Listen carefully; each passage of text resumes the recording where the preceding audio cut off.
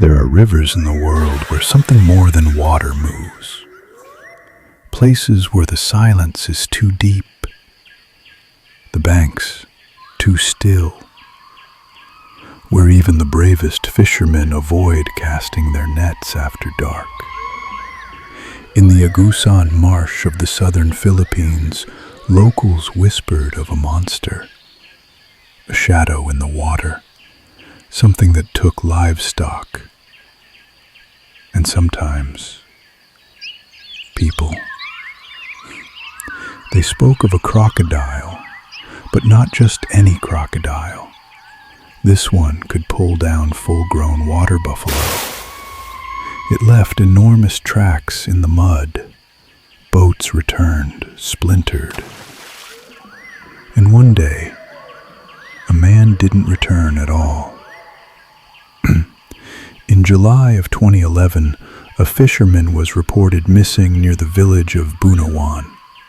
Shortly after, the community discovered a partially devoured water buffalo near the same river. The villagers had seen something moving in the marsh, something too large to be real, something that shouldn't exist. Word spread quickly.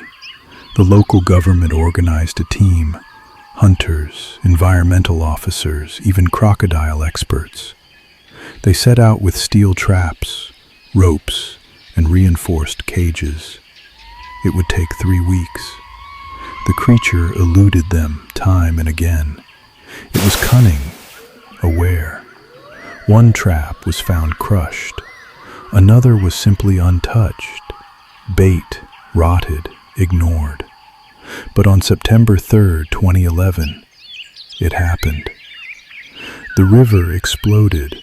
A behemoth thrashed in the shallows, coiled muscle, scarred skin, and ancient eyes. It took over 100 men to subdue it. The ropes nearly snapped. The creature fought like something from the depths of time. When it was finally secured, they named it Lolong, after one of the veteran hunters who helped capture it. But no one was prepared for what they had caught. When they finally laid Lolong out on solid ground, the scale of the creature stunned even the experts. Its jaws were large enough to crush bone. Its hide, thick and pitted, looked like it belonged to a dinosaur. And its eyes? Cold, intelligent, ancient. Veterinarians and scientists were called in. The team measured and documented everything with surgical precision. Lolong's length, 6.17 meters. That's over 20 feet. Its weight, more than 1,000 kilograms. A literal ton of predator. He was, without question, the largest saltwater crocodile ever captured alive. Guinness World Records would later make it official, naming Lolong the biggest living crocodile in captivity. But what made Lolong truly remarkable wasn't just his size. It was what he represented. He was a living fossil, a reminder that deep in the world's remaining wilderness, monsters still roam. News spread rapidly. Television crews arrived. Wildlife enthusiasts flew in from around the globe. The small town of Bunawan, once a quiet dot on the map, became a tourist destination overnight. People came to see the monster and left asking if there were more.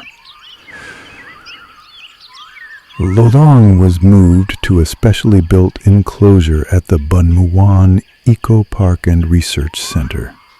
There he became a symbol.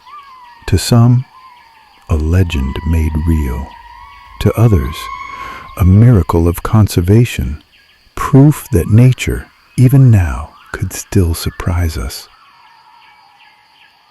But behind the cameras and the fascination, something darker stirred. Because Lolong wasn't adapting well. In the beginning, Lolong drew hundreds of visitors a day.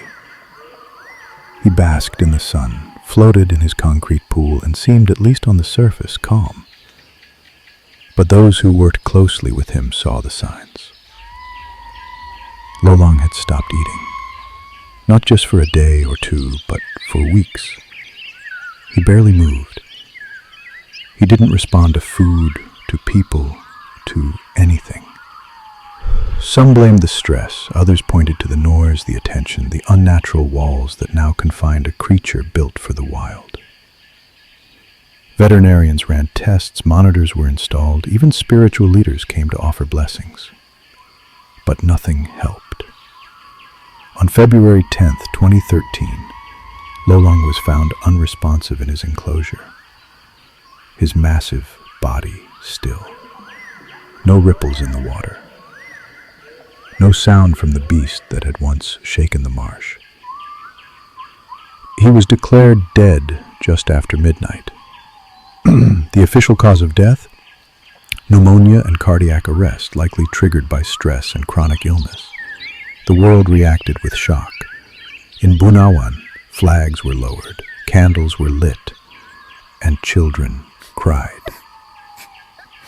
Because the monster was gone, and they had come to love it.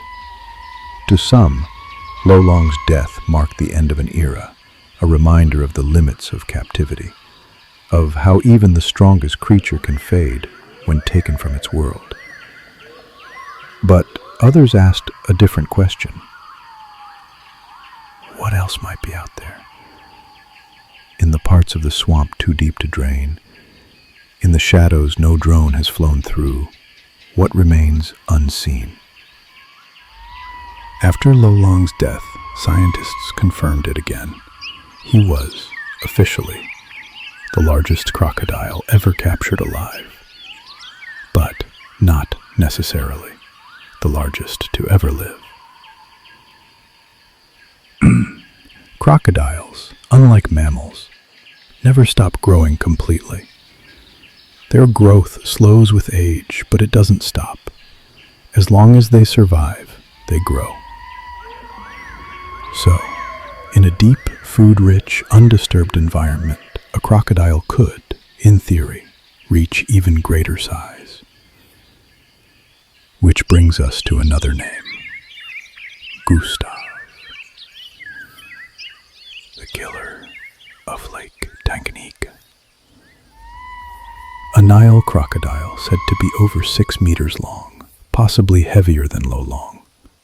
He's been blamed for the deaths of over 300 people in Burundi. He's been seen with bullet scars, harpoons stuck in his hide, and still he disappears into the reeds, untouched. Gustav has never been captured, never measured, never confirmed. But locals speak of him in hushed voices. Hunters have tried and failed. Some say he's still out there. Others believe he's dead. But all agree, if he is real, he is terrifying.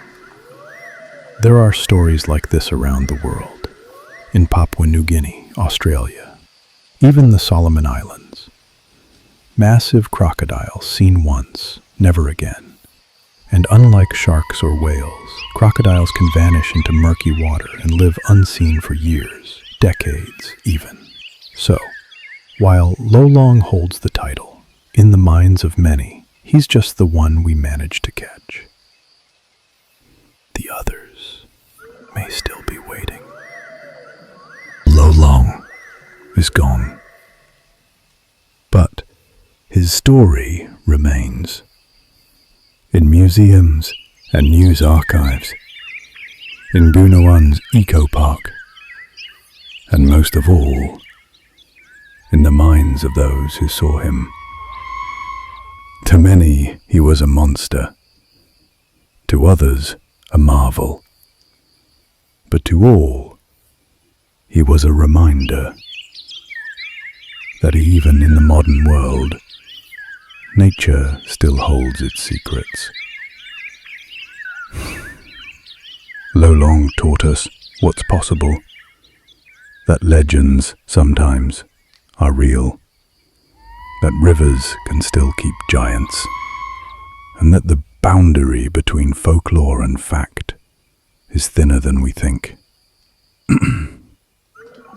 He forced us to ask difficult questions. How big can a crocodile really grow? How do we coexist with such creatures? And what do we lose when we remove them from the wild? In life, Lolong was a symbol of fear and fascination. In death, he became something more, a question we can't quite answer, a shadow stretching across the water, a ripple that never fully fades. Because somewhere in the remote swamps and black rivers of this world, something just as large, just as old, just as dangerous might still be watching. And we wouldn't know until it's far, far too late.